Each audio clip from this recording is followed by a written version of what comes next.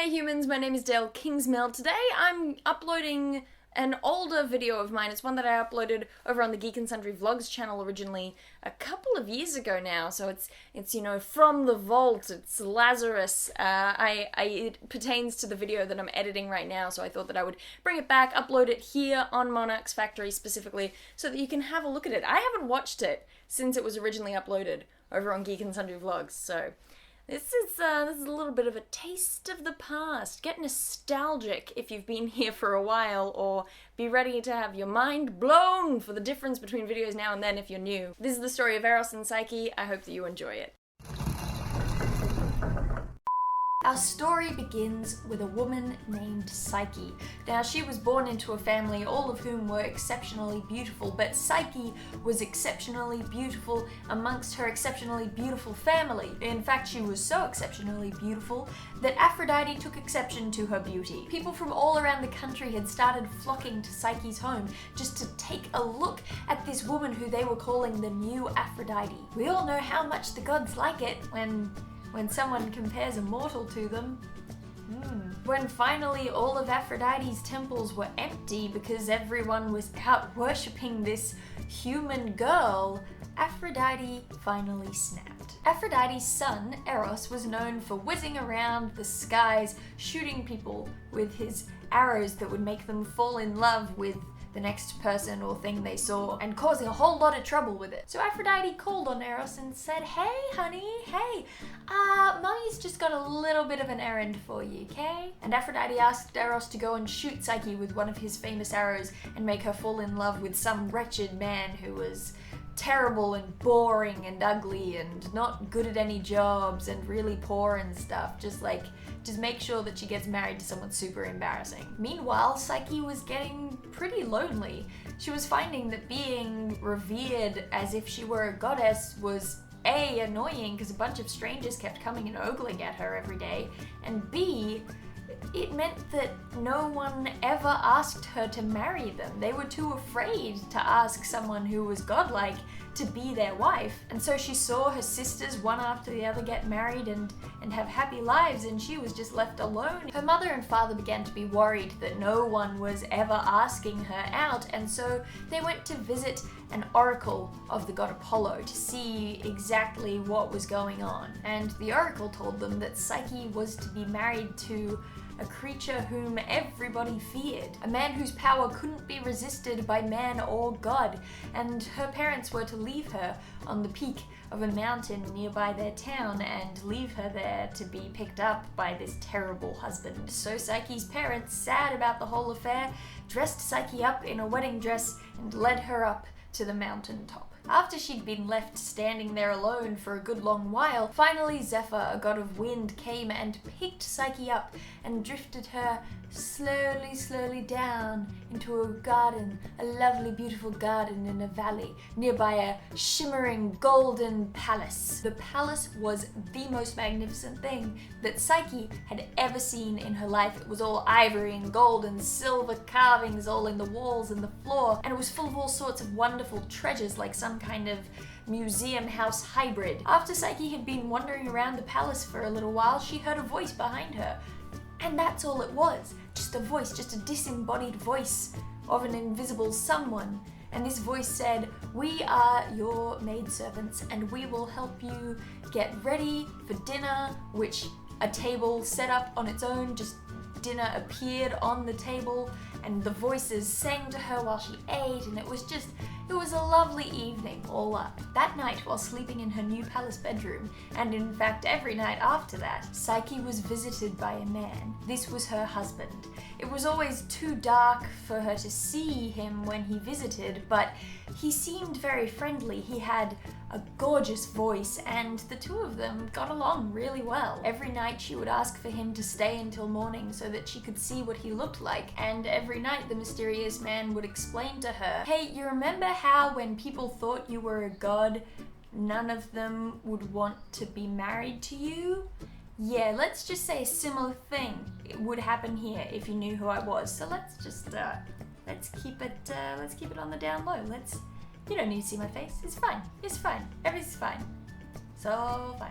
And then he would disappear into the night before the sun could rise. Eventually, after months of living here in this grand home, Psyche's sisters were allowed to visit her. At first, the sisters were ecstatic to see Psyche again, but very quickly jealousy began to grow in their hearts, seeing all these wonderful things in the wonderful house that their sister had. They looked at her as if she had been given a magnificent multicolored coat. The two sisters plotted a way to undo their sister's fabulous life. They convinced Psyche that the reason her husband didn't want to be seen and only arrived in the dead of night was because he really was a monster, just as the oracle had said. You know what, just to be safe, tonight you should hide a lamp and a knife near your bed so that when he falls asleep you can pull them out and you can see him and cut off his head, because that's what you should do, Psyche. We're your sisters. Would we ever lead you astray? No, we would not. Psyche totally fell for it, and that night, after the sisters had gone and after her husband had visited and fallen asleep, Psyche pulled out the lamp and the knife and went over to take a look at her husband's face, only to find that he was gorgeous. He was the most beautiful man she had ever seen, and he had beautiful wings on his back, beautiful white wings. She was totally married to Eros. While she was so distracted by his youthful beauty, Psyche didn't realize that she was accidentally tipping her lamp, and a big splot of burning oil fell down onto his shoulder and burned him really badly. Eros woke up instantly and went to fly out the window. But Psyche didn't want to let him go. She leapt out after him and tried to grab onto his ankle, and then she just fell out the window into the dirt. Eros took the time to turn around and say to his wife, "Look, alright, I told you not to try and discover who I was, and there was a reason for that. It's because my mum told me to totally make your life hell, but instead I accidentally fell in love with you. There was an arrow involved. It's kind of an embarrassing story, but now she's gonna know about this forbidden relationship thing, and now we're both gonna be up the creek, so thanks for that. Alright, great." And then he flew off because he was really mad. Psyche set out to look for her husband and mend their relationship. Meanwhile, Aphrodite had heard all that had happened and returned home to find her son rolling around groaning from pain because his burn on his shoulder was getting infected or something, because he was like really sick, and he was just on the floor like, oh my shoulder, ouch, my shoulder. But his mum wasn't super sympathetic. She shouted at him for a good long while for having disobeyed her, and then she resolved to punish Psyche for having tainted Aphrodite's favorite son. The next morning, Psyche turned up at Aphrodite's doorstep and offered an olive branch, saying, "Hey look, I never meant to impose on the beauty thing, alright? I'm really sorry that happened. Could I see my husband now?" But Aphrodite turns out to be super evil in this story, because she totally has Psyche tortured and then sits there taunting her for a while and threatening her unborn baby, because apparently Psyche is pregnant with Eros's child. After beating up Psyche a bit more, Aphrodite says, "Alright, I'm going to test your worth. I'm going to test your virtue as a wife to my favorite son." And Aphrodite had just mounds and piles upon piles of seeds and grains all mixed together, thrown onto the floor in front of Psyche in a huge mountain. And Aphrodite said, "What I need you to do is I need you to sort each individual one of these seeds and grains from the others. And I need you to do it before I get back tonight." "What's that? It's already 1:30. Well, good luck. I gotta go." And then she just casually slipped away to attend a wedding. Psyche just sat there in shock. She was completely stumped. There was no way that she could get this amount of work done before Aphrodite returned from the wedding. But a little field ant that had been watching the whole thing take place decided that he would handle this on Psyche's behalf. And he rallied the great armies of the ants all through the land and had them gather in Aphrodite's house and sort the seeds and the grains from one another, putting them in neat little sections, and then the incredible mass of insects just disappeared into the cracks as if they'd never been there at all. Psyche didn't exactly understand what had just happened, but she was happy it had. Aphrodite, on the other hand, flew into a rage seeing the task completed. The next morning, Aphrodite demanded yet another task from Psyche. She pointed out the window and said, "You see that grove on the other side of the river? There's a bunch of sheep grazing there who have fleece made of pure gold. go get me a whole bunch of that fleece. Psyche went to go and do it, but the wind stirred a reed on the side of the river who told her that those sheep were like really dangerous, particularly to humans, but that if Psyche waited until the sun had gone down, the sheep would lose most of their aggressive powers and would fall asleep, and that then Psyche would be free to collect the golden wool off from all the thistles and thorny plants that grew around the grove where the sheep had gotten their wool caught during the day. Again, Aphrodite was furious to see the task completed. Next, Aphrodite gave Psyche a crystal vessel and said, "Psyche, at the top of that mountain you will find a place where the waters of the river Styx flow. I need you to get me that water from the icy cold, very tippy top of that mountain." Zeus's very own eagle servant saw Psyche and took pity on her. He flew down in front of her and said, Hey, this is pretty dangerous place for a human to be. Why don't you just hand me that jar and I'll go fill it up for you?" And then he plucked the crystal from her hands without even waiting for an answer and completed the task on her behalf. Aphrodite was so mad that again, Psyche had managed to complete one of her supposedly impossible tasks. So she devised a fourth and final test. A very final test. "Take this box," Aphrodite said, "down to the underworld and ask Persephone to fill it up with some of her beauty for me." Psyche didn't know what to do. The only way she knew how to get down to Hades was the fastest way. She took the box, climbed to the top of the tallest tower in the house, and prepared to fling herself out the window. But suddenly the tower stopped her and said, "Hey, whoa, I can see a really long way, and there is a much safer entrance to the underworld just past Sparta. There'll be a gate that leads to a path that no one should ever walk down, but you should totally walk down it. Bring with you a couple of barley cakes and also 2 coins in your mouth so you can pay Charon the ferryman on the way in and on the way out. 2 coins, very important. You don't want to be stuck with just 1 coin. Now on the way in, you're gonna encounter 3 people, okay? These people are going to be instructed by Aphrodite to try and steal those barley cakes from you, alright? So the 3 that you gotta watch out for,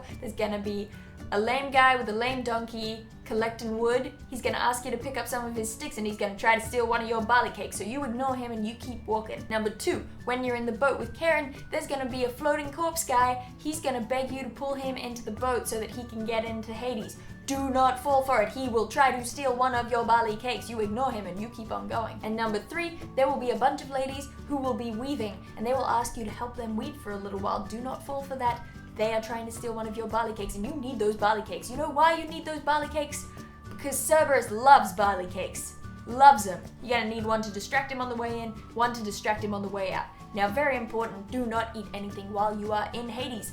Persephone of all people knows why that is a bad idea. Just get the beauty in the box and get back out the way you came, alright? Now go, go, go. Wow, that tower really can see far and into the future. Thank you, Mr. Tower. Psyche followed the tower's steps exactly, and after a long trek through the dark of Hades, she finally came out into the open air again. By now, Psyche had got round to thinking about how her husband was the god of love and one of the most beautiful beings in the known world, and she suddenly felt pretty inadequate in comparison. But here she was, carrying a box full of divine beauty. And maybe if she just took 1 or 2 drops for herself, she opened the box to take a peek and oh no, it's a cloud of black death sleep. It wasn't beauty in the box at all. Persephone must really hate Aphrodite. I mean, given their grudge match over Adonis, that's probably not much of a surprise. And so Psyche collapsed to the ground in a sleep-like death. By now, Eros was feeling mostly better. His shoulder was almost healed and he was sorely missing Psyche and really regretting having left in such a big huff at the beginning of the story. Knowing that something terrible had happened to his love, flew directly to her side. He carefully extracted the Tartarus sleep from Psyche and placed it back into the box. Gently waking her, Eros told Psyche to complete her return journey to give his mother the box full of whatever the hell that was, and that he would handle the rest. They split up, with Psyche heading back to Aphrodite's place and Eros making a beeline for the heavens to go and talk to Zeus. He managed to convince Zeus to talk Aphrodite out of, constantly trying to murder his wife, and also to make the marriage Olympian official. Zeus called together all the gods and had Hermes bring Psyche to Olympus, where he handed a cup of ambrosia to Psyche and said, "Take this and become immortal. This love will never end, and if Eros ever tries to mess around on you, I am coming for him." So a happy wedding ensued, and eventually, after carrying the baby to full term, Psyche gave birth to her and Eros's daughter, and they all lived happily ever after. And the new end card.